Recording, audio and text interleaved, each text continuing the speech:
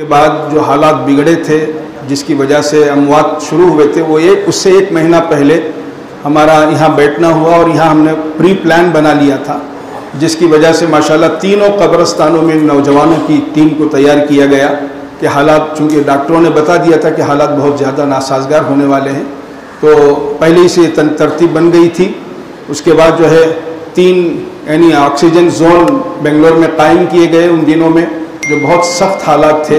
حالانکہ باہر نہیں نکل سکتے تھے، پاسز وغیرہ بنا کر اس سلسلے میں کام شروع کیا گیا۔ اور اسی طرح جو ہے 3 یعنی زون، آکسیجن زون، ایک یہاں ناسے اسکول میں، دوسرا بسم اللہ نگر میں مفتی افتخار صاحب کے یہاں، مفتی شمس الدین صاحب کے یہاں، اور اسی طرح گوری پاڑے میں، ڈی جے ہلی میں بھی ایک زون بنایا گیا۔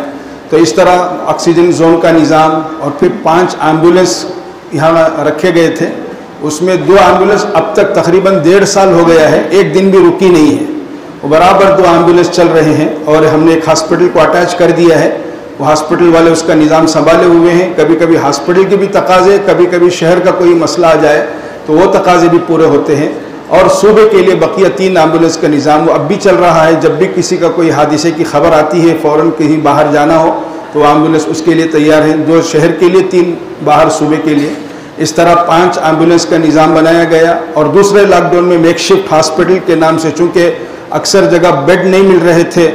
اور ڈاکٹر بھی پریشان تھے، ہاسپٹل کی انتظامیہ پریشان تھی، خود ہمارے احباب پریشان تھے، ہمارے کارکنان پریشان تھے، کافی پریشانی کا یعنی سامنا آ رہا تھا۔ صبح میں خبر آتی کہ کوئی بیڈ ہم کو مل جائے، تلاش کرتے، ہم بھی ڈاکٹروں سے بات کرتے، لیکن شام تک انتقال کی بھی خبر آ جاتی، تو اس طرح راستوں میں مر جاتے، ایمبولینس میں ان کا انتقال ہو جاتا، تو کافی پریشانی ہوئی۔ تو بنگلور میں 2 حصوں میں میک شفٹ ہاسپٹل کے نام سے یعنی ابتدائی مرحلے کا ان کا علاج کیا جائے، ایک جے نگر 4 بلاک میں، اور اسی طرح ایک ٹانی روڈ کے عیدگاہ میں ہمارے یہاں شاداب میں۔ اس طرح میک شفٹ ہاسپٹل کا بھی نظام بنایا گیا، اس میں جمعیت علماء کے ہمارے ارکان اور علماء اکرام، ہمارے ذمہ داران بھی شریک تھے، ہمارے ہی بزرگوں کے مشورے سے یہ سب نظام بنا۔ تو اس طرح الحمدللہ بہت اچھا کام ان دنوں میں لاک ڈاؤن کے زمانے میں ہوا ہے۔ اور اس کے علاوہ ہزاروں راشن کٹ الگ الگ زونوں میں تقسیم ہوئے ہیں، جس کا صحیح اندازہ نہیں لگا سکتے۔ یہاں فرزر ٹاؤن میں بھی ہوا، عمر بن خطاب میں بھی ہوا، بسم اللہ نگر کے علاقے میں اور گوری پاڑے کے علاقے میں الگ الگ راشن کٹ، جے پی نگر کے علاقے میں، اس طرح ہزاروں راشن کٹ جمعیت علماء کے پلیٹ فارم سے۔ اس کے علاوہ بہت ساری تنظیموں نے بھی کام کیا ہے، بہت ساری تنظیموں نے کام کی، لیکن جمعیت بہت نمایاں کام کر رہی تھی الحمدللہ ان دنوں میں۔ اور اس کے بعد جو حالات ابھی قریب میں ڈی جے ہلی کے جو حالات بگڑے، جس میں تقریباً 500 نوجوانوں کو گرفتار کیا گیا تھا، اور اس سلسلے میں جیسے دوسرے تنظیمیں بھی آگے بڑھ کر آئی تھی، جمعیت علماء بھی آگے بڑھ کر آئی، اور اس میں 4 نوجوان جو اس میں ہلاک ہو گئے تھے، وفات پا گئے تھے، ان کے گھروں کو پہنچ کر جمعیت کے احباب اور بقیہ ذمہ دار بھی ساتھ تھے، جمعیت کے احباب بھی ساتھ پہنچے، اور پہنچ کر ایک ایک گھر کے یعنی جو ان کے مہلوکین ہیں جن کا انتقال ہو گیا، ان کے رشتہ داروں کو 50,000 ہزار روپے کی چیک بھی دی گئی۔ اس کے علاوہ جو حضرات یعنی جیلوں میں تھے 500 کے قریب، چونکہ 6-7 مہینے سے وہ جیل میں تھے، تو ان کے گھروں میں کمانے والے کوئی نہیں تھے، تو پھر ان کے گھروں کو راشن پہنچایا گیا، ہر گھر کو ان کی نشاندہی کر کے ان کے گھروں میں بھی راشن پہنچایا گیا، اور ان کو نکالنے کے لیے وکلاء سے بھی بات چیت کی گئی، پولیس سے بھی ہمارا رابطہ تھا، باقاعدہ ماشاءاللہ ایک اچھا پریشر ڈالا گیا، تو جس کی وجہ سے ایک بڑی تعداد الحمدللہ رہا بھی ہو گئی اس وقت الحمدللہ۔ تو اسی طرح اس کے بعد جو ہے ایک تو یہ عارضی تقاضوں کو پورا کرتے ہوئے ایک مستقل تقاضا سینٹرل جیل کی خدمت ہے، جو جمعیت علماء کے بنگلور کی طرف سے یہاں ہوتی ہے الحمدللہ۔ جمعے میں ایک مرتبہ ہیں کہ ہمارے علماء کرام کو جمعہ پڑھانے کے لیے اجازت دی جاتی ہے، باقاعدہ جا کے اندر جمعہ پڑھاتے ہیں، بڑی تعداد مسلمان قیدیوں کی ہوتی ہے، وہاں 5 وقت کی نماز کی بھی پابندی، نماز کا بھی نظام ہے۔ اس کے علاوہ جو ہے ایک مولانا کو رکھے تھے جن کو یعنی باقاعدہ تعلیم کے لیے، تعلیم بالغان کے لیے، وہ مردوں کو، ان کی بیوی عورتوں کو جا کر پڑھاتی تھی۔ اب لاک ڈاؤن کے بعد شاید ابھی حالات سدھرے نہیں ہیں، پھر انشاءاللہ اس کا صحیح نظام بنایا جائے گا۔ مستقل ایک مولانا ان کو رکھا گیا تھا جو یعنی جا کر قیدیوں کو پڑھاتے تھے، اور کافی تبدیلی ان کے اندر آ گئی تھی۔ بہت سارے قیدی یعنی ان کے قیام میں، قید خانے میں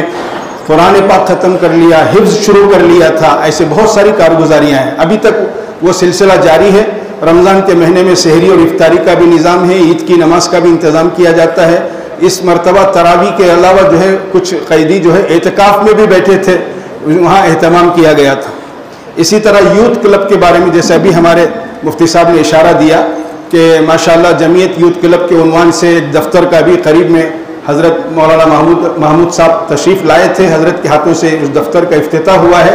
جس میں ماشاءاللہ ایک فرد کو رکھا گیا ہے، وہ مستقل ایک ذمہ داری کے ساتھ اپنا کام نبھا رہے ہیں۔ ابھی اس مہینے میں بہت سارے اضلاع والوں کی بیچ کیمپ کے لیے آنے والی تھی، تاریخ بھی طے ہو گئی تھی، گراؤنڈ بھی بک ہو گیا تھا، لیکن معلوم ہوا کہ گراؤنڈ میں چونکہ ابھی لاک ڈاؤن کے بعد سے وہ گراؤنڈ کو صاف نہیں کیا گیا، بڑی بڑی جھاڑیاں آ گئی ہیں اور کچھ چیزیں زہریلے جانور بھی ہیں، تو اس لیے اس کو ہم صاف کریں گے، ہماری اپنی ذمہ داری سے صاف کر کے اکتوبر کی تاریخ انہوں نے دے دی ہے۔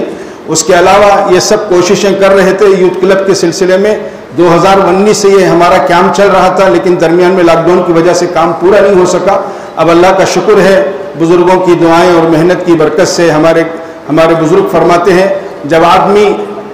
صحیح کام کرے اور اخلاص کے ساتھ کرے تو اللہ تعالیٰ اس کے لیے اسباب بھی دیتے ہیں، افراد بھی دیتے ہیں۔ وہ کھلی ہوئی شکل ہماری آنکھوں کے سامنے اس وقت نظر آ رہی ہے کہ ماشاءاللہ وی کوٹے کے علاقے میں ایک جگہ یوتھ کلب کے نام سے طے کی گئی ہے، 15 ایکڑ پر وہ جگہ لی گئی ہے، جس میں 10 ایکڑ جو ہے وہ ہمارے محترم جناب فاروق فرچون صاحب کی طرف سے ہدیہ ہو گئی ہے الحمدللہ۔ 15 ایکڑ کی جگہ ہے، 10 ایکڑ ان کی طرف سے ملی ہے۔ اب وہ 15 ایکڑ پر پورے جنوبی ہندوستان کا یوتھ کلب انشاءاللہ وہاں قائم کیا جائے گا۔ آپ حضرات سے دعا کی بھی درخواست ہے اور بقیہ بہت ساری باتیں ہیں، انشاءاللہ بھی تفصیل سے آپ کے سامنے رکھیں گے۔ اللہ تعالی ہم سب کو عمل کی توفیق عطا فرمائے۔